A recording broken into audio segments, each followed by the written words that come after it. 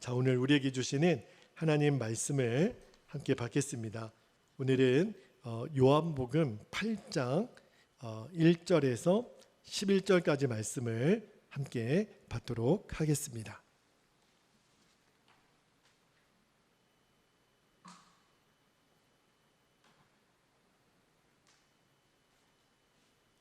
요한복음 8장 1절에서 11절까지 한 절씩 교독하여 읽고요. 마지막 절은 같이 읽겠습니다. 1절입니다. 예수는 감람산으로 가시니라. 아침에 다시 성전으로 들어오시니 백성이 다 나오는지라 앉으사 그들을 가르치시더니 3절 서기관들과 바리새인들이 음행 중에 잡힌 여자를 끌고 와서 가운데 세우고 예수께 말하되 선생이여 이 여자가 간음하다가 현장에서 잡혔나이다. 모세는 율법에 이러한 여자를 돌로 치라 명하였거니와 선생은 어떻게 말하겠나이까? 그들이 이렇게 말함은 고발할 조건을 얻고자 하여 예수를 시험함이로라. 예수께서 몸을 굽히사 손가락으로 땅에 쓰시니 7절 그들이 묻기를 맞지 아니하는지라.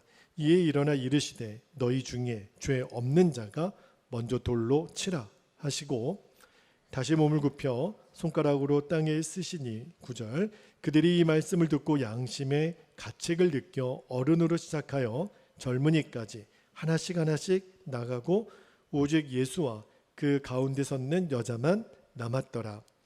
예수께서 일어나사 여자 외에 아무도 없는 것을 보시고 이르시되 여자여 너를 고발하던 그들이 어디 있느냐? 너를 정죄한 자가 없느냐? 11절 같이요. 대답하되 주여 없나이다. 예수께서 이르시되 나도 너를 정죄하지 아니하노니 가서 다시는 죄를 범하지 말라 하시니라. 아멘. 아멘. 하나님 말씀입니다. 우리 성령의 열매 시리즈를 저희가 여러 가지 좀 사정 때문에 또 3주 만에 말씀을 또 이어가서 흐름이 좀 끊긴 것 같은데요. 성령의 열매 오늘은 5번째 자비의 열매를 맺는 삶에 대해서 말씀을 나누겠는데 저는 이 성령의 열매 9가지 열매를 나누는 동안 하나님이 우리에게 참 놀라운 기적을 일으키신다라는 믿음을 주세요. 그게 뭐냐면 주님 안에서 사람은 변화될 수 있다는 겁니다. 저는 이것이 주님이 이번 성령 시리즈 설교를 통해서 이루고자 하는 내 자신에 대해서도 내 가까운 사람들에게 대해서도 나는 안 돼, 저 사람은 안 돼가 아니라 나도 변할 수 있고 저 사람도 변할 수 있어. 이것이 우리들에게 경험되어지고 또 간증으로 남게 되기를 축복합니다. 오늘은 성령의 9가지 열매 중에 5번째 열매인 자비입니다.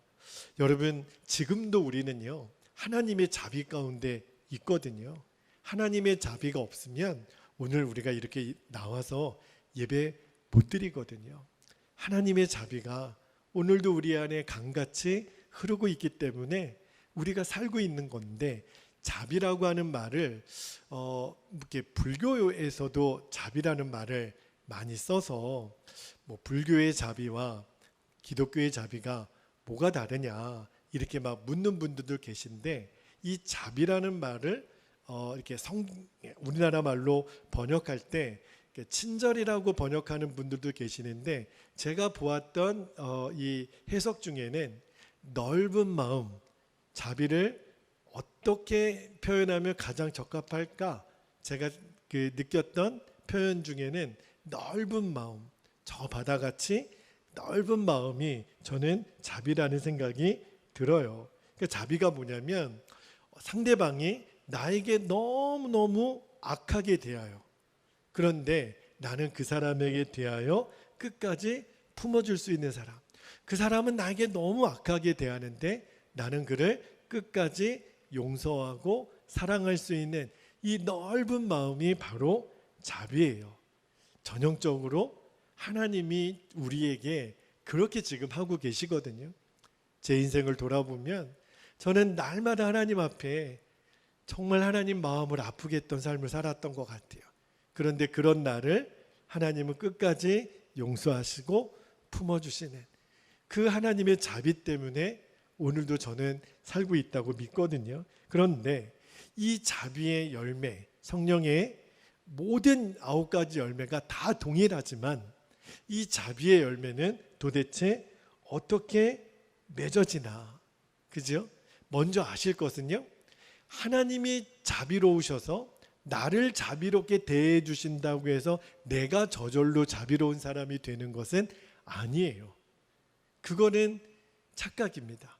하나님이 자비하시다고 내가 저절로 자비해지는 것은 아니에요. 자, 내가 자비로운 사람, 다시 말하면 자비의 열매를 맺는 데는 너무너무 중요한 조건이 있어요. 오늘 그 2가지 조건을 좀 나누고 기도하기를 원하는데, 자, 자비의 열매가 맺어지는 첫 번째 조건은 뭐냐면 내가 하나님의 심판대 앞에 분명히 서는 거예요. 여러분 꼭 기억하셔야 돼요. 자, 여러분, 하나님이 우리를 구원하기 위하여 독생자 예수를 보내주셨죠. 너무너무 잘 알고 있는 복음 메시지예요. 예수님이 십자가에서 죽으시고 부활하셔서 저와 여러분의 생명이 되시고 우리를 구원하셨단 말입니다. 그런데 그 십자가의 복음을 그랬다더라, 예수님이 그러셨다더라, 이 정도만 알고 있으면 아직 내가 자비의 열매를 맺는 단계까지는 들어가지 못합니다. 왜냐하면 내 근본이 안 바뀐 거예요. 이유가 있다면 내가 하나님의 심판대 앞에 아직 서본 경험이 없는 거예요. 자, 여러분, 하나님이 모세를 통하여 이스라엘 백성들에게 율법을 주실 때 출애굽기와 레위기를 잘 읽어보면 속죄 제사하는 방법을 가르쳐 주세요. 어떻게 가르쳐 주시냐? 이제 사람이 죄를 졌어요. 그러면 그 죄를 사함받기 위하여 하나님이 정해 두신 법이 뭐냐면 양이나 소와 같은 짐승을 데리고 오라는 거예요. 왜요? 그 짐승이 죄를 지은 나를 대신하여 죽게 하도록. 그래서 죄는 내가 지었는데 죄 없는 소나 양을 가지고 옵니다. 그러면 제사장이 그 소나 양의 목을 따는 거죠. 여러분, 칼로 목을 따면 어떻게 돼요? 짐승이 엄청나게 많은 피를 콸콸콸콸 쏟으면서 부들부들 떨면서 죽어가는 거예요. 하나님이 왜 이런 방법을 쓰셨냐면 죄인인 자기가 지금 누가 죽어가요? 짐승이 죽어가잖아요. 죽어가는 짐승을 보면서 내가 죽는 체험을 그 앞에서 지금 하는 거예요.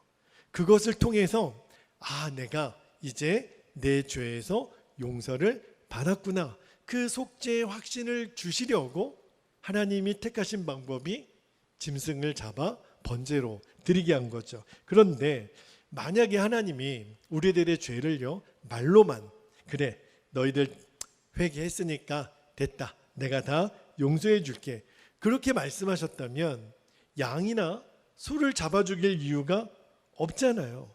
그런데 왜 하나님이 그렇게 복잡하게 짐승을 데리고 와서 죽게 하고 피를 쏟게 하고 번제로 하나님께 드리게 하셨을까? 보라는 거예요. 뭘 보라는 거예요? 너가 원래 죽었어야 될 심판의 자리를 그 짐승의 죽음을 통해서 보라는 거예요. 여러분, 생각해 보세요. 지금 여러분이 죄를 지어서 오늘 예배 중에 양이나 소를 끌고 와서 제가 그 양의 목을 따고 막 피를 쏟고 얼마나 이 성전이 피비린내로 진동하겠어요. 그리고 정말 우리는요, 예전에 여러분 개나 닭 잡는 것만 해도 그 못 보잖아요. 그런데 그 소나 양같이 커다란 짐승이 그 많은 피를 쏟으면서 죽는 광경을 내 눈으로 직접 본다 그러면 얼마나 리얼하겠어요. 하나님이 그걸 보라는 거예요. 왜요? 그걸 통해서 심판의 자리를 보라는 거예요. 그런데 우리는요, 지금 그런 식으로 속죄를 위해서 그렇게 짐승을 가지고 와서 죽게 하는 제사를 하지는 않습니다. 왜 그렇죠? 예수님이 십자가에서 모든 속죄 제물로 드려지셨기 때문에 우리는 더 이상 짐승을 잡아 죽이는 제사를 드리지 않아요. 그런데 여러분, 예수님이 나의 영원한 속죄 제물이 되어서 십자가에서 죽으셨다, 이 이야기를 들었다고 해서 내 안에 하나님의 구원이 아직 이루어진 것은 아니에요. 예수님이 죽으신 것은 죽으신 거지만 내가 해야 될 일이 있어요. 그게 뭐냐면 하나님의 구원은요, 내가 그 심판대 앞에 서 봐야 돼요. 내가 정말 죽어가는 짐승을 보았던 이스라엘 백성들처럼 내 죄가 예수님이 십자가에서 죽으셔야 할 만큼 내가 지옥 갈 사람이었구나 하는 것을 내가 분명히 봐야 돼요. 그 체험이 있어야 돼요. 예수님이 대신 죽으심으로 내 죄가 사함받았다라고 하는 너무너무 생생한 체험이 있어야 돼요. 마치 지금 내 앞에 그 짐승이 죽어가는 모습을 본 것처럼 오늘 이 경험이 우리 안에 있어야 돼요. 자, 여러분, 오늘 우리가 요한복음 8장 말씀을 읽었습니다. 요한복음 8장은 너무너무 유명한 말씀이 앞부분에 나와요. 현장에서 간음하던 어느 여인이 이제 바리새인들에게 붙들립니다. 그런데 모세 율법에 의하면 현장에서 간음하던 여인은요, 사람들은 그냥 돌로 쳐 죽이라고 되어 있어요. 그러니까 이 여인은요, 사람들에게 끌려와서 사람들이 삥 둘러서 다 손에 뭘 들고 있어요? 돌을 들고 있어요. 그리고 이제 돌을 던지기만 하면 그 여인은 맞아 죽어야 되는 절체절명의 상황 가운데 있습니다. 그런데 하필이면 그 유대인 바리새인들이 그 여인을 끌고 누구에게로 와요? 예수님께로. 그리고 예수님께 묻습니다. 자, 오늘 말씀에 7절 말씀 전에 예수님은 어떻게 하겠느냐고 물을 때 예수님이 7절에 이렇게 말씀하시죠. 이에 일어나 이르시되 너희 중에 죄 없는 자가 먼저 돌로 치라. 그렇게 말씀하시니까 어른으로부터 시작하여 젊은이까지 다 돌을 내려놓고 그들이 마음의 양심의 가책을 느껴서 떠났다 그랬습니다. 그리고 사람들이 다 떠나고 예수님과 여인만 남게 되었을 때 예수님이 11절에 이렇게 말씀하시죠. 예수께서 이르시되 나도 너를 정죄하지 아니하노니 가서 다시는 죄를 범하지 말라 하시니라.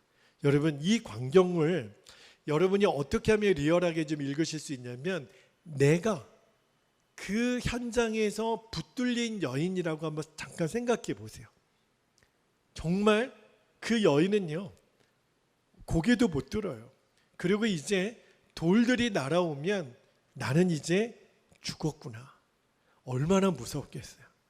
얼마나 두려웠겠어요. 그 여인의 심정을 한번 생각해 보면 얼마나 절망이었겠어요. 그런데 예수님이 이렇게 세우면서 사람들이 어디 갔느냐?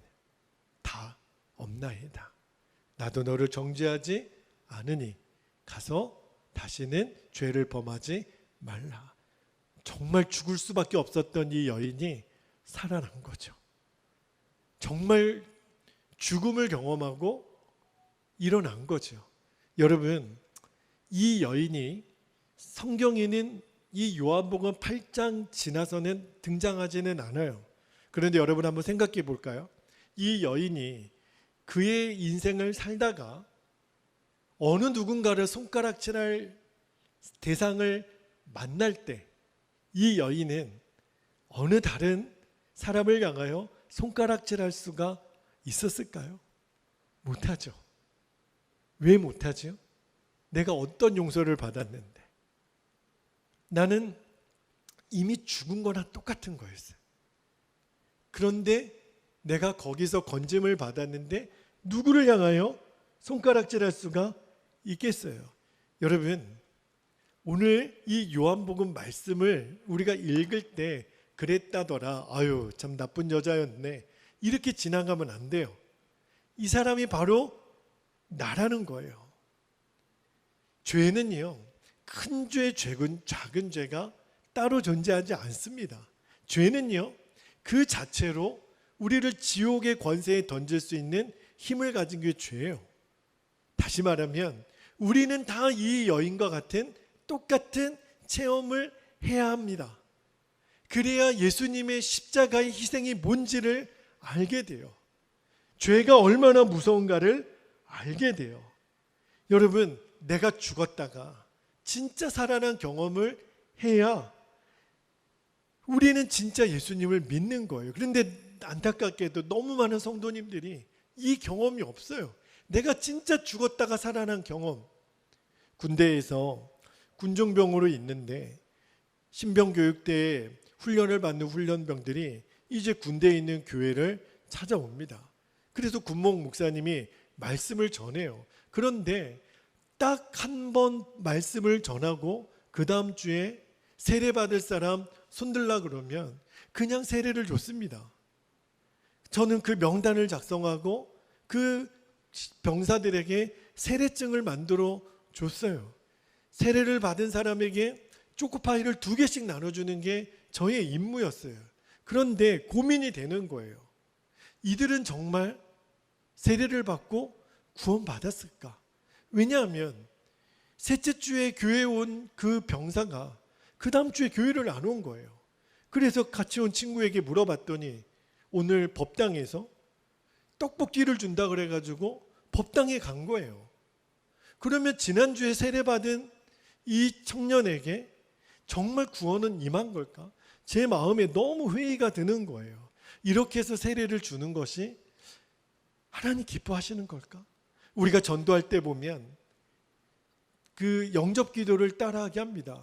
근데 영접 기도를 따라하는 분이 이걸 왜 해야 돼요? 아유, 그냥 묻지 마. 따라해. 알겠습니다. 나는 죄인입니다. 나는 죄인입니다. 나를 대신해서 예수님 죽어주셔서 감사합니다. 아멘. 그러면 막 구원이 임했다고 그러고 당신 구원받았다고 막 박수 쳐주고, 저는 그 방법이 아주 틀렸다라고는 생각하지는 않아요. 또 그렇게 해서 예수님 믿고 정말 신앙생활 잘하시는 분들도 있는 거 보면, 그러나 가슴이 어떤 때는 철렁해요. 정말 이런 믿음에도 구원은 임하는 걸까? 모든 것은 하나님이 판단하시겠지만, 그러나 우리가 예수님 믿고 신앙생활을 이렇게 오래 하고 직분도 받고 집사요, 권사요, 장로까지 되었는데 왜 내 삶에 이렇게 복음의 강력한 역사가 나타나지 않는가? 여전히 예수님의 십자가를 바라보기만 했지 예수님의 십자가를 통과하지는 않은 거예요. 내가 정말 죽을 수밖에 없는 죄인이라고 하는 사실, 그 하나님의 심판대 앞에 서본 경험이 없는 거예요. 우리는 날마다 요한복음 8장으로 들어가야 됩니다. 내가 죽을 뻔했다가 죽은 거나 다름없는 거죠. 죽을 뻔한 것이 아니라 이미 죽은 거나 마찬가지. 그랬다가 다시 내가 용서함 받은 사람이라고 하는 것을 잊으시면 안 돼요. 하나님 앞에 하나님의 심판대 앞에 서보지 않으면 우리는 하나님의 사랑, 하나님의 자비를 제대로 이해할 수가 없어요. 여러분, 이스라엘 백성들이 짐승을 잡아다가 제사장 앞에서 목을 딸 때 피가 철철 흘러 넘치는 것을 보면서 그 심판의 자리를 생생하게 경험하지 않았겠습니까? 죄인이 죽는 그 무서운 심판의 현장을 보는 거예요. 그 양이 이제 숨이 이제 끊어져서 죽어가는 모습을 볼 때 뭘 느끼겠어요? 내가 저렇게 죽는 건데, 내가 저렇게 죽어야 되는 건데, 그러면서 내 죄가 용서함을 받았다, 그런 확신을 주시려고 하나님이 그 제사법을 허락하신 거거든요. 여러분, 오늘 저는 기도 중에 주님이 저와 여러분을 2000년 전에 저 갈보리의 십자가로 인도해 주시는 체험을 할 수 있었으면 좋겠어요. 그리고 예수님의 그 죽음 앞에 우리가 서는 거예요.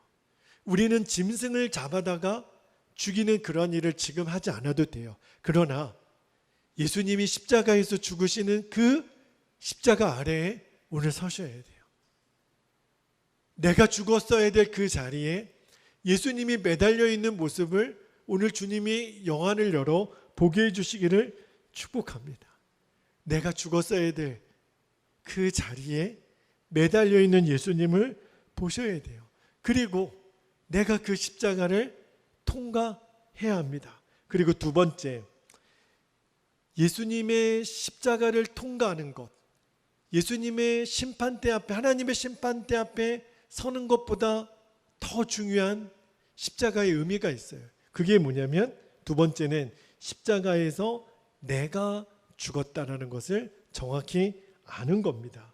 여러분, 예수님이 십자가에서 나를 위해 죽으셨다라는 것, 그 하나님의 심판대 경험은요, 너무너무 중요하지만 정말 중요한 것, 이것은요, 성령님의 역사가 아니면 우리가 경험할 수 없는 거예요. 그게 뭐냐면 예수님이 십자가에서 죽으실 때 나도 함께 죽었다는 거예요. 자, 로마서 6장 6절 말씀을 한번 볼게요. 예수님 혼자만 십자가에서 죽은 게 아니라는 거예요. 내 옛사람이 함께 죽었다는 겁니다. 로마서 6장 6절에 우리가 알거니와 우리의 옛사람이 예수와 함께 십자가에 못 박힌 것은 우리의 옛사람이라 그랬어요. 죄의 몸이 죽어 다시는 우리가 죄에서 종노릇하지 아니하려 함이니. 분명히 말씀하셨어요. 우리의 옛사람이 예수님과 함께 십자가에 죽었다는 거예요. 그리고 8절에 뭐라고 말씀하셨냐면 로마서 6장 8절에 만일 우리가 그리스도와 함께 죽었으면 또한 그와 함께 살 줄을 믿노니. 이미 내가 예수님과 죽었으니까 이제 나는 예수님으로 사는 거예요. 자, 이스라엘 백성들이 그 짐승을 바칠 때 말입니다. 죄는 내가 졌는데 철철 피를 흘리면서 죽는 짐승을 보는 거예요. 얼마나 충격적이겠어요. 그런데 그 정도가 아니에요. 그 정도로 충격받는 게 아니에요. 진짜 내가 십자가에서 죽었다는 거예요. 그게 믿어지는 것, 그게 받아들여지는 것, 그게 구원받는 믿음이고 그 믿음으로 성령의 열매가 맺어지는 거예요. 내 옛자, 내 성품은 이미 죽은 거예요. 예수님과 내가 하나가 되었으니까 그래서 이제는 더 이상 내가 나로 살지 않는 거예요. 나에게는 원래 자비가 없어요. 그런데 자비이신 예수님이 나의 생명이 되셨으니 이제는 내가 자비의 열매를 맺게 되는 겁니다.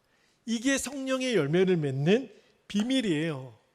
여러분, 정말 이 체험이 우리에게 분명하기를 축복합니다. 그래서 사도 바울이 고린도 후서 5장 14절에 이렇게 얘기합니다. 그리스도의 사랑이 우리를 강권하시는도다. 너무 유명한 말씀이죠. 그 다음에 우리가 생각하건대 한 사람이 모든 사람을 대신하여 죽었은즉, 그 다음이 중요해요. 모든 사람이 죽은 것이라. 한 사람은 예수님이시거든. 예수님이 우리를 위하여 대신하여 죽으셨으니 우리도 죽은 것이라. 아, 그렇구나. 내가 예수님의 십자가에서 죽었다. 여러분, 이걸요 들은 것으로만 끝나면 안 돼요. 그러셨다더라.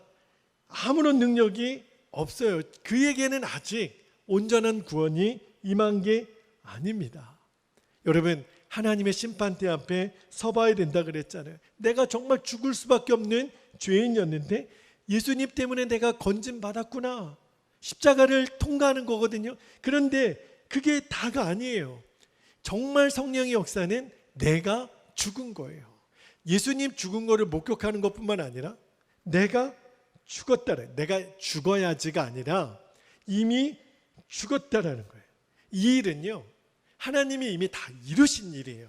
우리는 내가 안 죽어서요, 내가 죽어야 되는데, 아니에요. 이미 죽었어요. 죽은 자로 여길지어다. 또 죽으려고 할 필요 없어요. 괜히 막 다리 위에 이런 데 올라가는 거 아니에요. 나 죽겠다고 막 이런 말 하는 거 아니에요. 이미 죽었어요. 우리는 예수님이 십자가에 달리실 때 우리가 할 일은 뭐죠? 나를 죽음으로 넘겨드리면 돼요. 고백하는 거예요. 나 마준철은 죽었습니다. 여러분, 만약에요 하나님이 나를 죽음으로 넘기시면 그건 끝장이에요. 그거는 영원한 심판이에요. 하나님이 나를 죽음으로 넘기시면 우리는 다 죽는 거예요. 그런데 하나님이 오늘 우리에게 그 은혜를 주시는 거예요. 너가 죽었다고 인정하라는 거예요. 십자가에서 나의 죽음을 넘겨드리는 거예요. 이게 우리가 해야 될 일이라는 거예요. 여러분, 우리가 할 일은요, 나는 이제 죽었습니다. 나는 예수님과 함께 죽었습니다. 이 고백 하나예요. 성령님의 도우심으로 그 일이 일어납니다. 여러분, 내가 죽고 심판대 앞에 넘겨지니까, 그러니까 비로소 예수님의 생명이 내 안에 역사하기 시작하는 거예요. 그래서 자비가, 사랑의 열매가, 희락의 열매가, 오래 참음의 열매가 내 안에 맺어지는 거예요. 여러분, 오늘 제가 자비에 대한 열매를 나누고 있는데, 어제 저희 가정에서 이렇게 밤에 예배를 드리는데, 어제는 이렇게 아내하고 어머니가 오늘 영화 한 편을 좀 보면 좋겠다, 그래가지고 영화 한 편을 봤어요. 이게 영화 제목이 뭐냐면 오두막이라는 영화를 봤는데, 와, 정말 기독교 영화 중에 이렇게 잘 만든 영화가 있을까, 너무너무 은혜를 많이 받았습니다. 대사 한마디 한마디가 어쩌면 그렇게 성경의 핵심 메시지를 정말 잘 그렸을까. 그런데 그때 등장하는 주인공이 오두막에서 삼위일체 하나님을 만나는 것이 이 이야기의 큰 줄거리거든요. 그런데 그렇게 하나님과 성령님과 예수님과 대화하면서 그가 마음에 응어려졌던 것들을 하나하나 치유해 나가는데, 그런데 이 주인공이 결정적으로 하지 못하는 것 한 가지가 있습니다. 그게 뭐냐면, 자기의 어린 딸이 있어요. 셋째 딸 미시라고 하는 어린 딸을 어떤 유괴범이 납치를 해서 죽입니다. 그리고 그 일이 너무 충격이 되고 상처가 돼서 이 주인공은 정상적인 삶을 살아갈 수가 없어요. 그런데 마지막에 하나님이, 파파라고 하는 하나님이 그에게 마지막 도전을 하는 거예요. 그를 용서하라. 근데 그가 절규하는 거예요. 못한다고. 나는 못한다고. 그는 지옥에 던져야 된다라고 막 절규를 하는 거예요. 그런데 하나님이, 파파라고 하는 하나님이, 너가 그를 용서하는 것과 그가 구원받은 것은 별개의 문제라는 말씀을 하세요. 그리고 나는 그에게도 구원을 주고 싶다는 말씀을 하세요. 여러분, 제가 왜 이야기를 드리냐면, 우리의 본성은 있잖아요. 우리는 누구를 용서하고 누구에게 자비를 베푸는 것은 우리의 본성에 어울리지 않습니다. 우리는요, 누가 나에게 악한 일을 하면, 누가 나에게 못되게 하면 2배로 갚아줄진정 우리는 용서하는 것이 너무너무 서툴고 어려운 사람이에요. 그런데 하나님이 그에게 도전하세요. 용서하라. 왜냐하면 그가 용서하지 않으면 그는 어렸을 때 아버지를 죽인 죄책감에서 벗어나지 못했어요. 그리고 어린 딸, 또 둘째 딸, 완전히 엉망이 돼버린, 이제 정말 자기 자신도 끝내고 싶은 그 마음의 상처를 끝까지 짊어지고 살 수밖에 없는 그의 그 마음의 상처를 하나님이 치유해 주시기 위해서 그에게 마침내 용서의 고백을 받아내세요. 그리고 그의 마음에 묶여있던 모든 응어리진 것들이 풀려져 나갑니다. 그리고 그 영화가 다시 현실 세계로 돌아와서 아이들을 용서하고 아버지를 용서하고 용서를 받고 그리고 이제 영화가 끝나게 돼요. 참 저에게 감동이 됐는데 여러분, 제가 그러면서 오늘 말씀을 주면서 느낀 게 뭐냐면 이 자비라고 하는 열매, 내가 나에게는 악하게 대하는 사람에게 그렇게 넓은 마음으로 대할 수 있는 것은 딱 한 사람만 가능한 것을 알았어요. 내가 예수님과 함께 죽고 예수님의 생명이 내 생명이 된 사람에게만 가능한 일이구나 하는 것을 알았어요. 우리 인간의 본성으로는 절대 못합니다. 그러나 내 안에 생명이신 예수님은 얼마든지 가능하죠. 예수님은 자비 그 자체이시니까. 아, 그렇구나. 자비의 열매가 맺어지는 비밀이 여기 있어요. 전형적으로 요셉이 그랬죠. 여러분, 요셉은요 정말 용서하기 힘든 대상이 꽤 많았습니다. 누구를 용서하기 어려웠을까요? 첫 번째는 형들을 용서하기 어려웠을 거예요. 세상에 여러분, 형제는 도우라고 있는 게 형제지 죽이라고 있는 게 형제입니까? 그런데 이 형들이 10명의 형들이 작당을 해서 죽이려고 하는 거예요. 그것도 미수로 끝나서 노예로 팔아먹고. 그런데 나중에 요셉이 그 형들을 만나잖아요. 놀라운 것은 요셉은 그 형들을 용서합니다.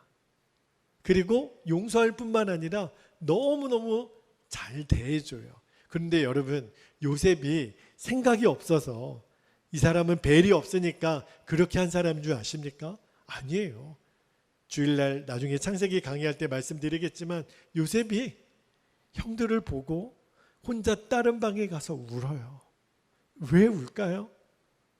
5만 가지 생각이 드는 거예요. 형들은 왜 그렇게 했을까? 그리고 하나님께 묻지 않았겠어요? 하나님, 내가 이 사람들 용서해야 돼요? 그의 눈물의 의미를 누구도 이해할 수 없겠죠. 애굽이 들썩일 만큼 울었다 그랬어요. 그가 울었다라고 하는 것은 요셉의 마음도 쉽지 않았다는 거예요. 그런데 요셉이 어떻게 형들을 용서하고 그 넓은 마음으로 대할 수 있었을까? 왜지요? 요셉은 함께 하시는 하나님을 알았던 거예요. 자, 창세기 39장 23절에 보면 간수장이 이런 얘기를 합니다. 이제 모함을 받아서 요셉이 감옥에 갇혔을 때 간수장이 뭐라고 얘기하냐면, 간수장은 그의 손에 맡긴 것을 무엇이든지 살펴보지 아니하였으니 이는 여호와께서 요셉과 함께 하심이라. 여호와께서 그를 범사에 형통하게 하셨더라.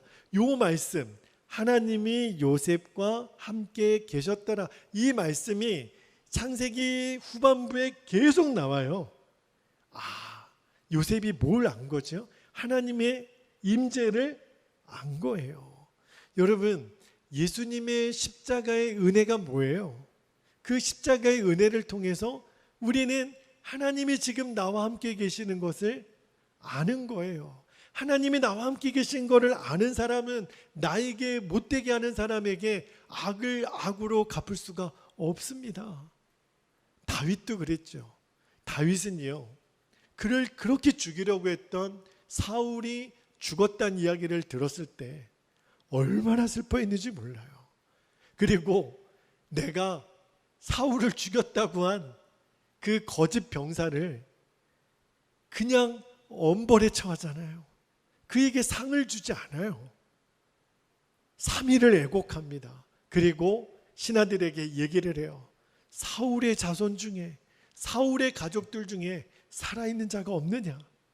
샅샅이 찾아가지고 복수를 하는 게 아니라 사울의 손자를 겨우 하나 찾아내요.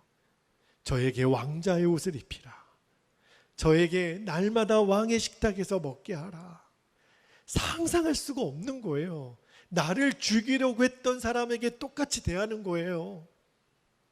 사울에게 만약에 악을 악으로 갚았으면 그 사울의 손자를 그냥 죽여버리는 거죠. 그런데 그에게 악을 악으로 갚지 않고 그에게 선으로 갚아요. 왜요? 다윗은 알았거든요. 내가 항상 여호와를 내 앞에 모심이요. 하나님의 임재를 아는 사람은요, 악을 악으로 못 갚아요. 나는 죽고 예수님이 내 생명이 된 사람은 날마다 예수님의 임재 앞에 있는 거거든요. 악을 악으로 갚을 수가 없는 거예요. 그래서 그에게 자비의 열매가 맺어지는 거예요. 아, 그렇구나.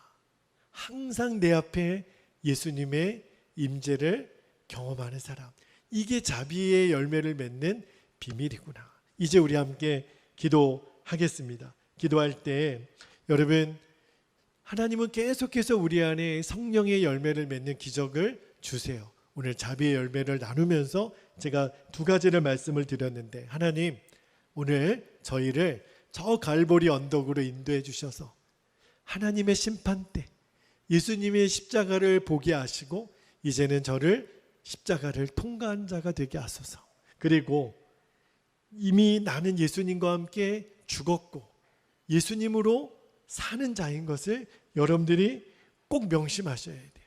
그래야 내가 언제나 예수님의 임재 가운데 있게 돼요.